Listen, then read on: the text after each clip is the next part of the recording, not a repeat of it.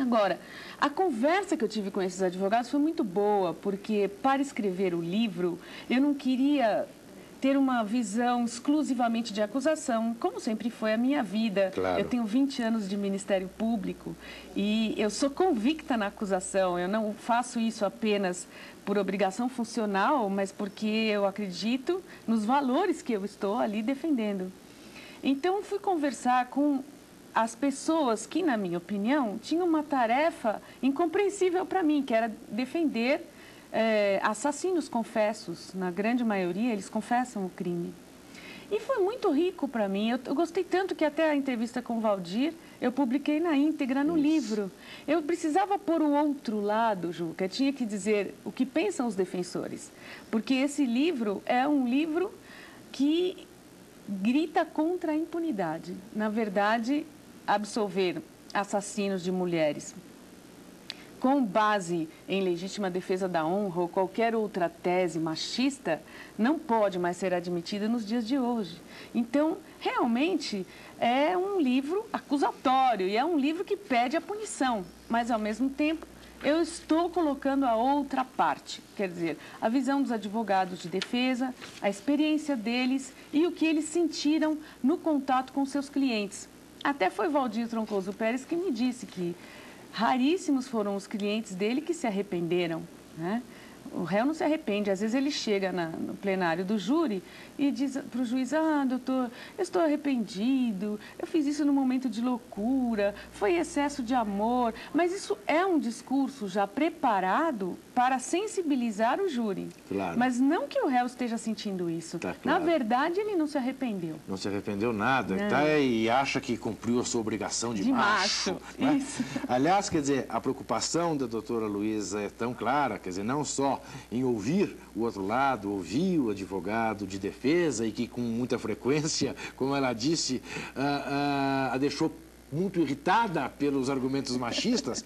Ela trata de um caso, pelo menos, em que uma mulher mata um homem, que é um caso famoso, que é o caso da atriz Dorinha Durval, né? Como trata do caso Doc Street, trata do caso mais recente do jornalista Antônio Marcos Pimenta Neves, diretor de redação do jornal Estado de São Paulo, que matou sua namorada Sandra Gomide. Este é um caso claro, né, de romance terminado, né, em que ele não aceita o fim do romance. Né? O caso que a senhora já se referiu, que é o caso da Eliane de Gramont, né, que foi assassinada Eles pelo tinham cantor assinado Lindomar desquite Castilho. uma semana antes do assassinato. Só que ele desconfiou que ela estava saindo com o primo dele, aliás, que era um violonista que tocava com ela na noite do crime e não suportou essa possibilidade, né, de que ela tivesse outro. Veja que absurdo. Há tantas formas de se terminar um relacionamento, por que matar? Então, esta é a indagação que eu coloco no livro durante toda a análise que eu faço dos casos, porque sempre há uma outra saída para o final de um relacionamento amoroso. Matar deveria ser a hipótese incogitável. Claro. E as pessoas cogitam e às vezes executam.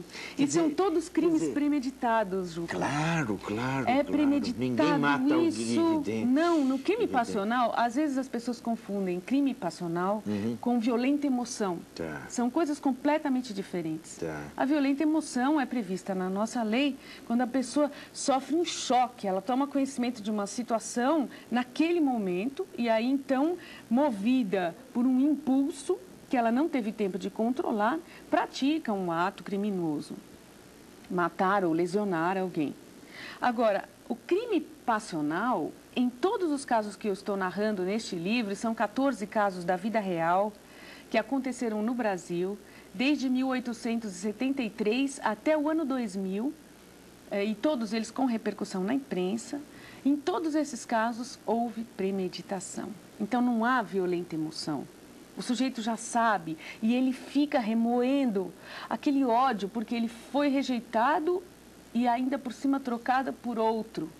Isso. E algumas vezes existe a questão econômica, porque ela foi ser feliz com o outro com o meu dinheiro, Isso. quando eles são casados. Eu pago pensão e ela ainda está com outro. Deus me livre, isso é insuportável. E até um caso, dentre os 14, que a doutora Luísa conta em seu livro, de um assassinato numa relação homossexual. 2 homens. E o rapaz abandonado não suporta a dor, decapita o seu namorado. Nós vamos falar disso em seguida. Até já.